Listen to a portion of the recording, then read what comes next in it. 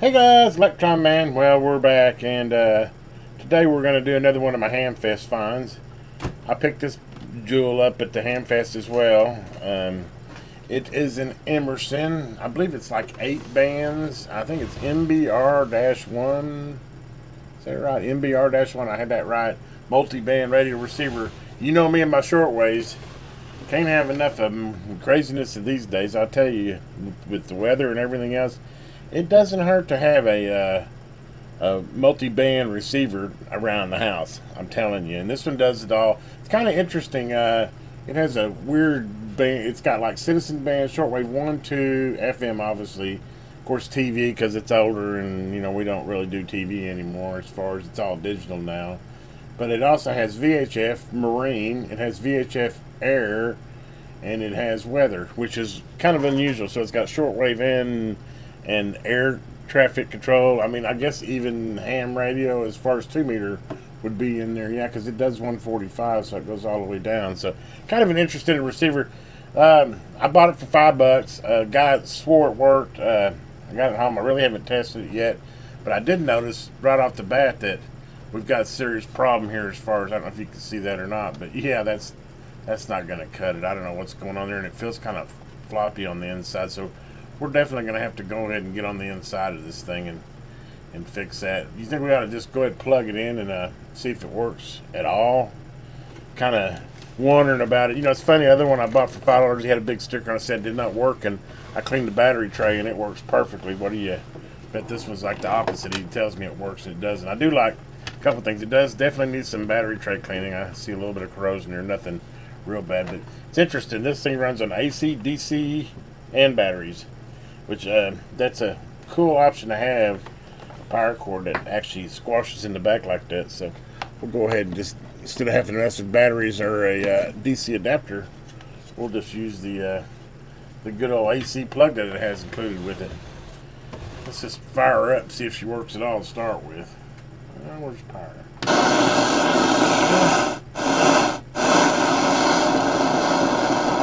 Controls sound a little dirty, but hey, it's got a hiss. That's a good sign.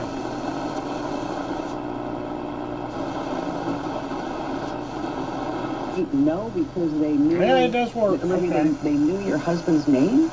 Use some cleaning there. Yeah, I don't know because I've got all of my social media as public. So I love these directional antennas for AM. They really do make a difference. See that I'm married to Will. Cool, and that one definitely is not just a piece of plastic setting setting up there. It definitely works. Okay, cool. So we do have work. It needs the controls cleaned, and we definitely got to do something about this. It feels like it's either maybe the twine is off or off one of its rollers or something, and obviously the needle is just totally wonky. So let's go ahead and get this camera moved around and go ahead and get inside of this.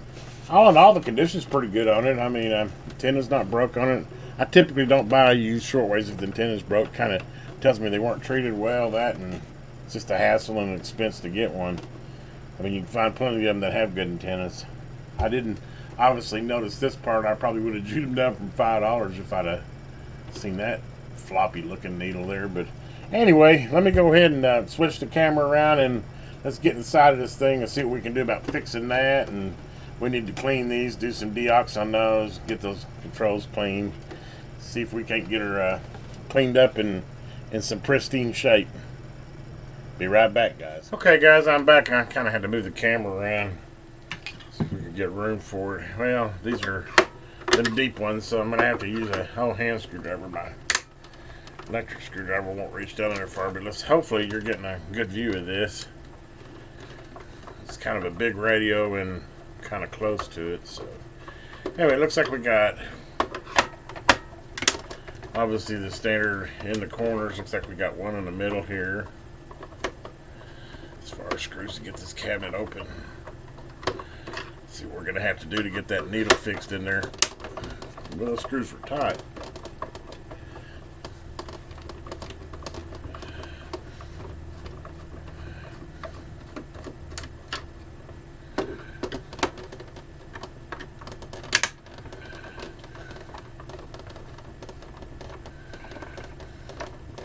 Tight and long, golly. want it to fall apart, didn't they? Is there? Yep, there's one down here in the battery compartment.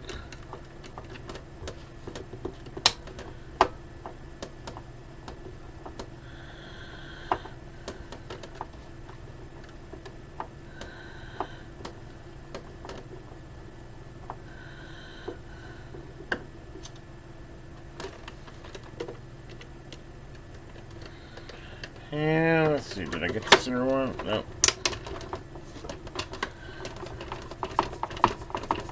Kind of like these handles it has on it. They do come off too, cool. I was wondering if they came off. The handles were removed.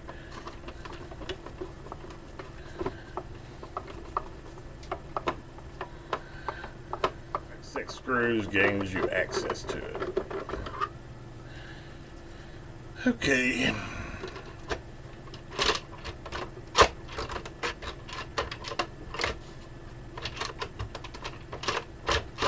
Wow, really? I'm still not all the way loosened on these. We got a couple screws here on this AC adapter part too.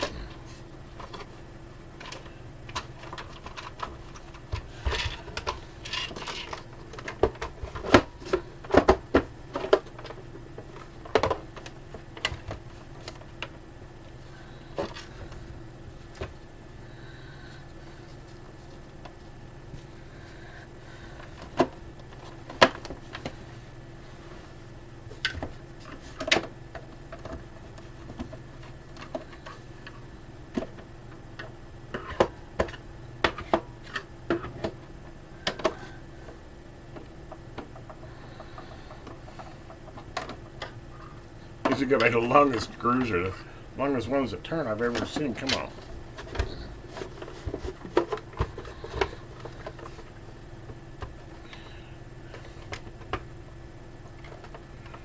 Okay. We want to be gentle about this. We don't want to tear any wires out of it, so.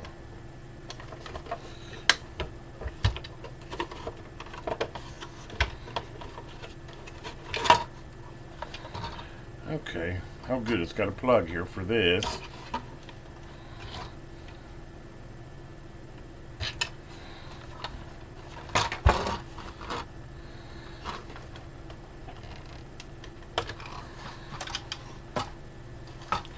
Wow, awesome.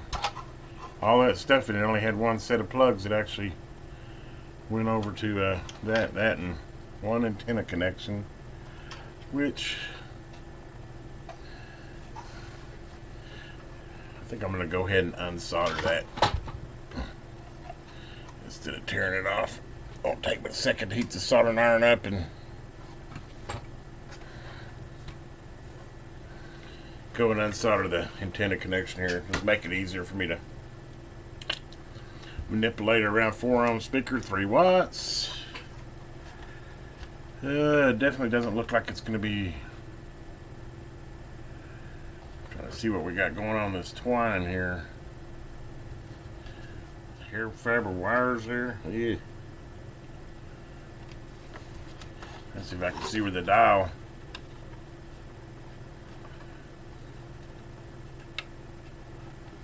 It's a better light on it. Let me get this guy unsoldered here.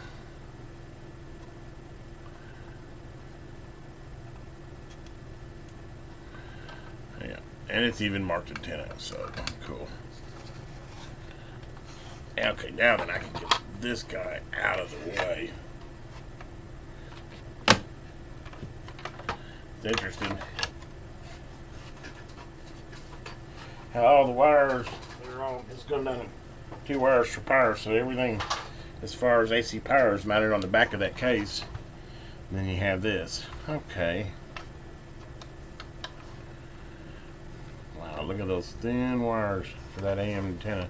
That literally is the AM antenna they have just mounted inside that. That's a true directional antenna.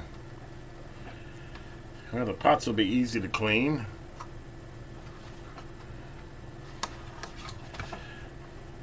And there's your selector switch, which uses a slide switch. That will be easy to clean as well. So really, My only catch is going to be, how do I fix this pointer? What is the problem there? Guys, I'm going to stop it. I guess I'm going to have to lift this up. Hopefully it doesn't turn into a can of worms. Man, it's got a gazillion screws. Well, I'm definitely not liking the idea of having to pull that out of there. I don't see any other way to do it, though.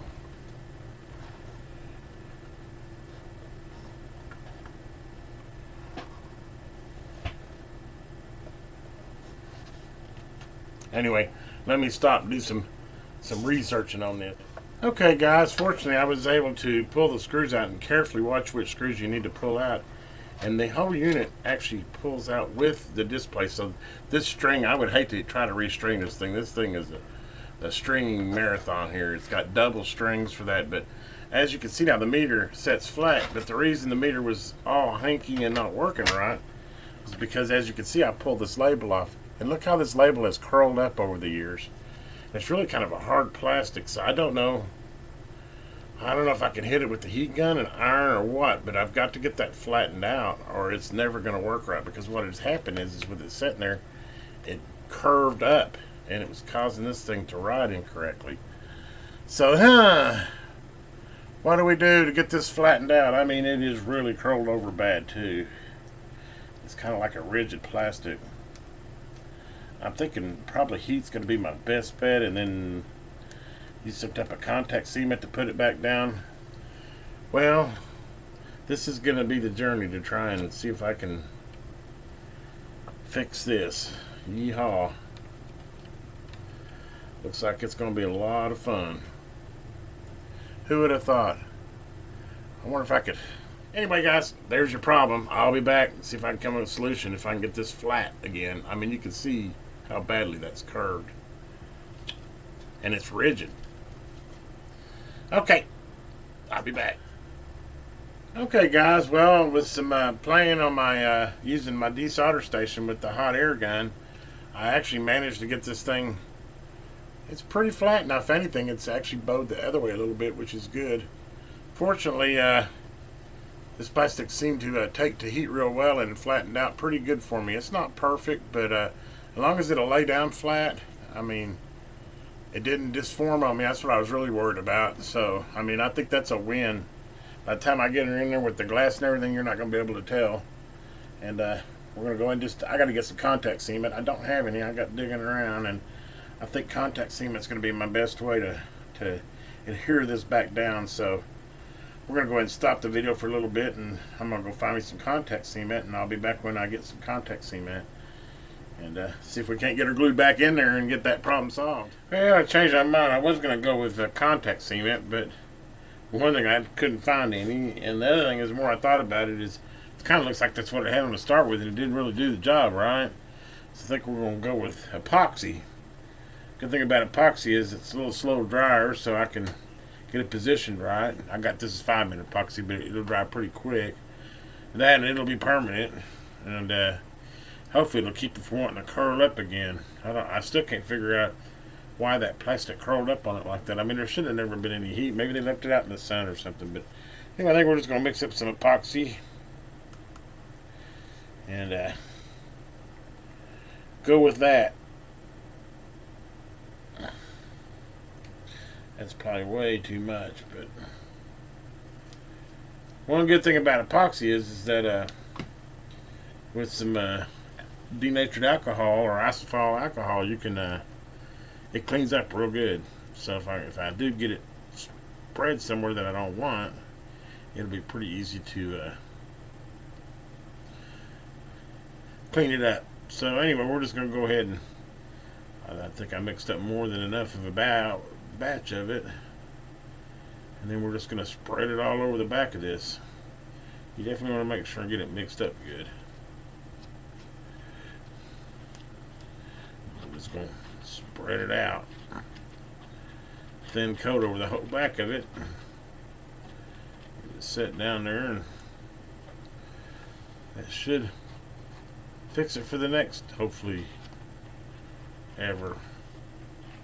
If not, at least the next like 20 years or so, right? I'm guessing this radio's, I don't know, I was shocked. I went out on trying to do a little research on the radio, which was definitely a bargain. It runs for about $100, even out on a eBay used. But then it really surprised me was they had Amazon actually had one for sale. It'll definitely be sticky now. Just weren't even. Okay. I think I've got that spread pretty even. Now we'll just take it. I mean, I got her pretty old flat. It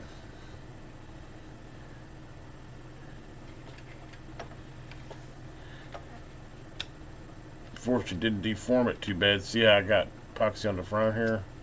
But that's not going to be a problem.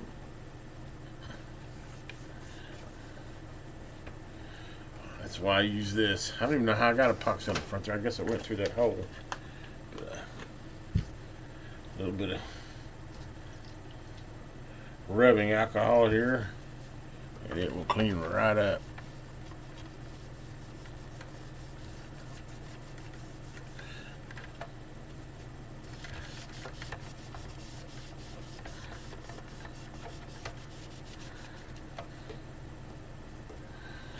Make sure before you get it done before it dries, because once it's epoxy dry, it ain't going nowhere.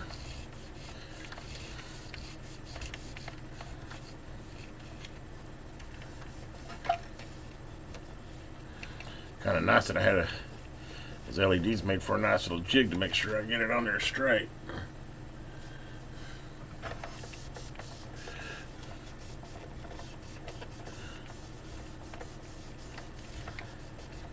When to diagnose it, I'll tell you. It's like, why is this thing not tracking smooth? I finally got to looking and realized that I'm glad they at least had it to where I could get it apart and get in there and fix it without having to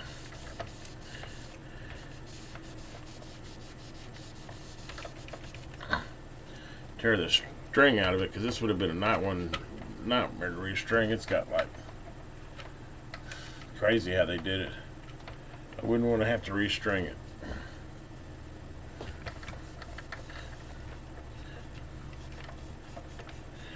But I have to have a roadmap to do it too, I'm telling you.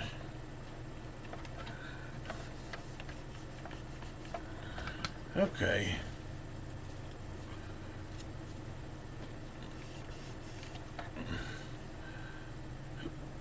I definitely got it nice and clean now. We'll just let it dry for a while, and then we'll come back and start putting it back together. I mean, that's pretty much it. As you can see, you can even tell now the dial moves smoothly. So go ahead and deox all the controls and clean them, a little contact cleaner, and then get her back together and see how she performs. Okay guys, I got her all glued back in together now, and I don't think it's going to pill up again. I think that epoxy will probably hold her forever, but as you can see here, got a nice smooth move of the dial now. So now we got to just put it back together. I already wiped that all down. So basically we just got to easily take her in, slide her back on in there.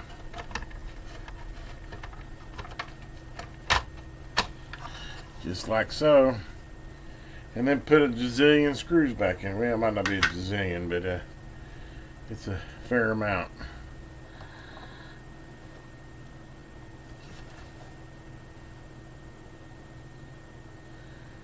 And I believe that's all the screws. I'm going to go ahead and deox my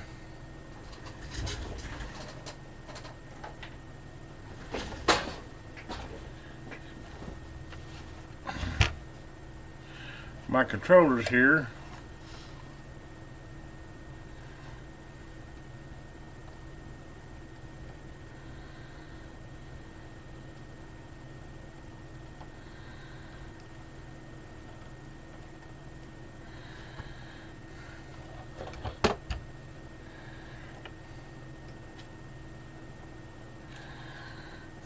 Deox and get this thing together.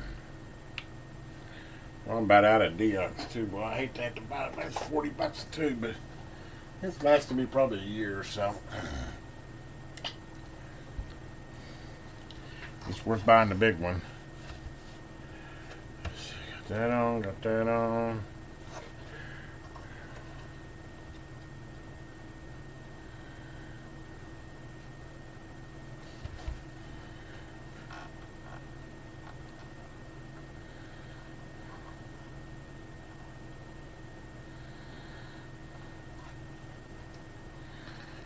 You gotta be super careful with them. These are like threads.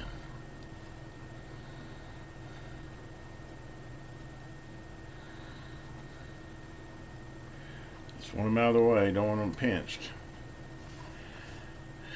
Let's see, is there any other screws I need to put on there? What are these two screws here for? Oh, I remember. They're the outside too. That's how you get that whole module out of there.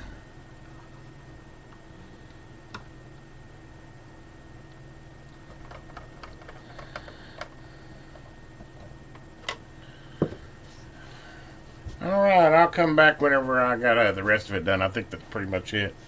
I just need to solder an antenna wire back on there. And then get all the screws in the back of it. We'll be back. Okay guys, we got her all back together. Let's check her out. As you can see, the dial now moves nice and smooth. That was crazy. That's one of the weirdest repairs I've had to do. Who would have ever thought that the label would have bent over and folded over and created a problem with the needle? But anyway, we'll just power on for a little bit. It's got a good tone quality. Think about me because what it been? Calling his phone like he'll send me a.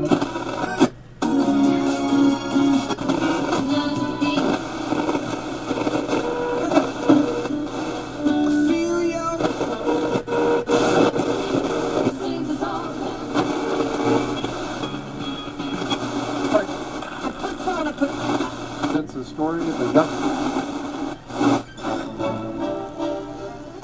Of stilettos unlike any the world has ever seen. Theater Tulsa presents the Tony Award-winning musical nice and Kinky clean, not Boots. scratchy. Kinky Boots plays at the Tulsa Performing Arts Center April 29th through May 7th. That's Tickets are available at tulsapac.com. AM.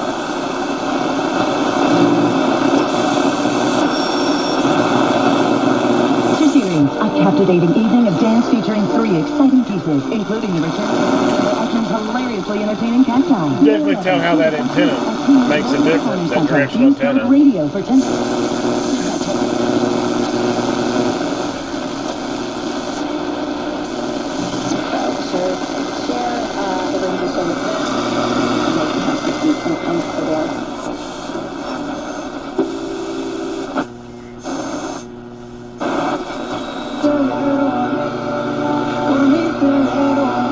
As you can see, I haven't picked up anything on CB, but that's not unsurprising, especially since I'm inside of a metal building here. What else was I going to show you here? It works good too as well, but I'm inside the metal building, so I'm not even going to try and mess with I need to hook an external antenna up. I don't really have it hooked up right now, but anyway, what else is there? There's weather band works fine. Anyway, it works just as it should. Got no complaints with that. Kind of a review on it. I'd call it a medium radio. I don't like the spin. It's a little too tight, so it's kind of hard to, especially on the FM. They're like almost overlapping each other, so you almost get a little cross bleed on them. But I mean, it's a great sounding radio. I mean, don't get me wrong. I'm in no way dissatisfied with it.